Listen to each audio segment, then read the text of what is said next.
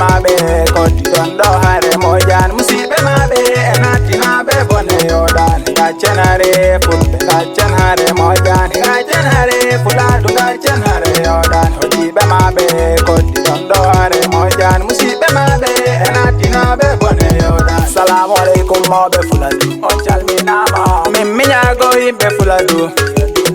kebal e basal kalduno nati e sare hanki kebda jango si awasi na wala obani mobe fuladu jano tari darti ngar jodi moko duda heba jawdi loba anami jagi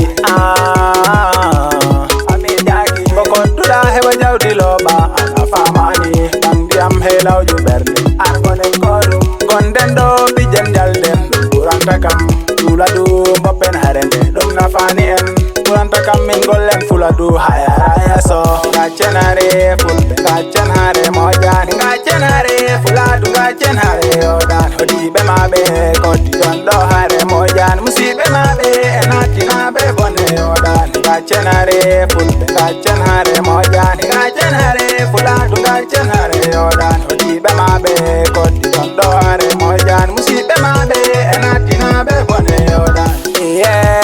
yo fuladu midari darindi en kolondira la yudu be kabana debbo dar ko yurmini be di ko diri kabana jawdi dar majere ko alla tagi en fecci fonnani mi jodum ko rahollir wawde bondima mo nyani ko dudon do dabru damo ay bindamo milam do nganyari jelo kepta hay hude ko tonku don ko bangda lemdamo bardamo milam do nganyari jelo kepta do hay hude fuladu ngonen legor be fuladu ngonen legoro ayo gachenare fulbe gachen haare mojan gachenare fuladu gachen haare yodan hodibe mabe quotidien do haare mojan musibe mabe enatina be bone yodan gachenare fulbe gachen haare mojan gachen haare fuladu gachen haare yodan hodibe mabe quotidien do haare mojan musibe mabe enatina be bone yodan enen baby be fulbe miñagi ma en muñal fidi wadduji bondi didi moja heleñol quotidien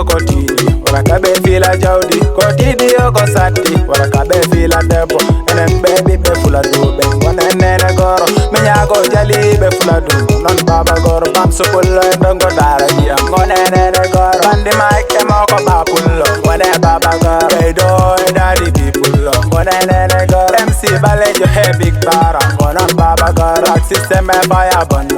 goni nene goro gonen baba goro yeah come in tigi black system gongi yanke